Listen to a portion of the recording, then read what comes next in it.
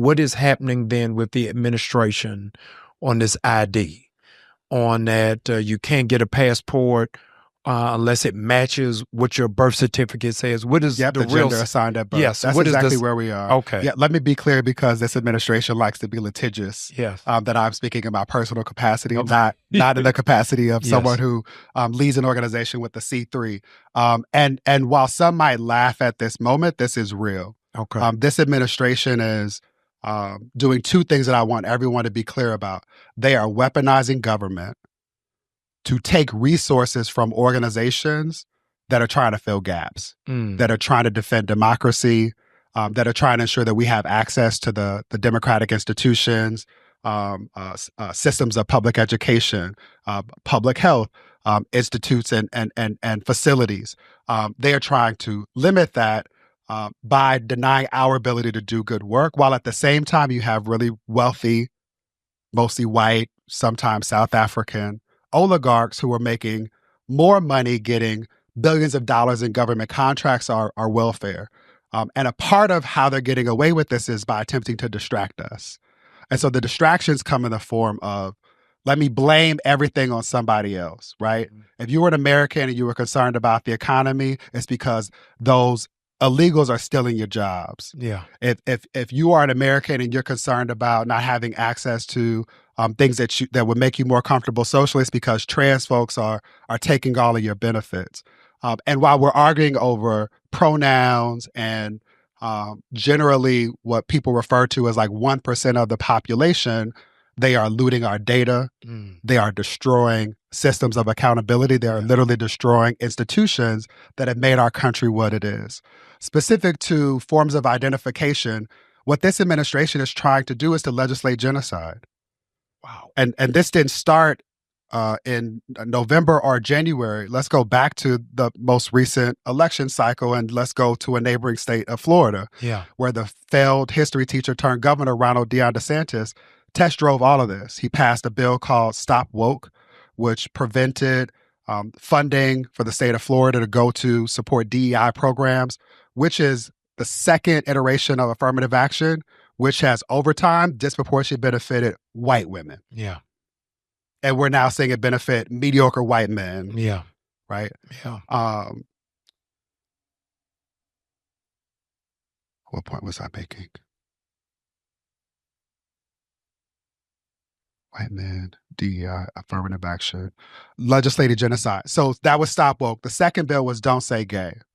Teachers, public officials can't use words that affirm that some of us are LGBTQIA plus or same gender. I could be fired if I were teaching in Florida and had a picture of my partner on my desk. No way. This is after a federal bill that said you actually can't do that because it is illegal with regard to employment discrimination. In the state of Florida, they also weaponized and provided bounty for neighbors to turn in their neighbors if they were found to be providing health care to their children. A part of the distraction is they've termed it gender affirming care. It's just health care. Mm-hmm. Ain't nobody doing things, right? Like, ain't nobody doing things that they suggest we do. And if you push on the data, you'll see that. And so all of this in this moment is about restricting people's ability to access life-saving and sometimes life-affirming resources, restrict mobility. Yeah. Right. The reality is that there's not a single state you can go to in this country where there has not been an anti-Black or anti-LGBTQ bill either introduced or codified. It just doesn't exist. The last legislative cycle was one of the deadliest on record. And their goal is to encourage people to accept the lie that they are not worthy of living, that they are not worthy of joy, that they are not worthy of thriving. And again, I want people to appreciate that it is a lie. And if we shift away from deficit-based thinking, all of the worst parts of whiteness, and appreciate, again, we are the progenitors of everything. There's enough for us to create space so that we can all enjoy abundance. If we shift, we can get away from the things that they're doing that are working in their favor in this moment. Did I answer the question? You did. Okay. Excellently. I want you to give a redress because two issues I'd like for you to speak to. One is MAGA Republicans who are touting that the previous administration was paying for transitioning of children in Yeah. public schools. That's one. Two, what I've not heard in discourse in our community, the danger of what is happening of people being reassigned in the prison system. Yeah. Let's start with the actually, how do I want to do this? And maybe I shouldn't have clumped those together. I'm No, sorry. it's all right. We can break things apart and reconfigure them. Three things. I encourage every member of the congregation to read Grifter. I hope I got the title right, but it's a book by Clay Kane, one of our brilliant brothers who does the work of telling the history of how the Republican Party has used Black people over time. Historically, all up and the way through Candace Owens and the rest of they kin. I think that's really important for us in this moment, especially when we should be asking what the benefit is, when so many of us are paying the cost of people selling us out and attempting to get closer to what they see as power without regard for history. Yeah. In this moment, I want every Black Republican to just remember the name Herman Cain. Oh, Lord. That's one part of it.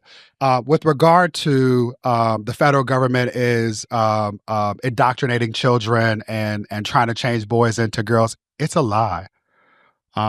It is a similar lie to it's a similar lie that is being used to attempt to justify preventing trans women exclusively from being able to participate in sports. Or being able to access bathrooms. So let me work through those backwards.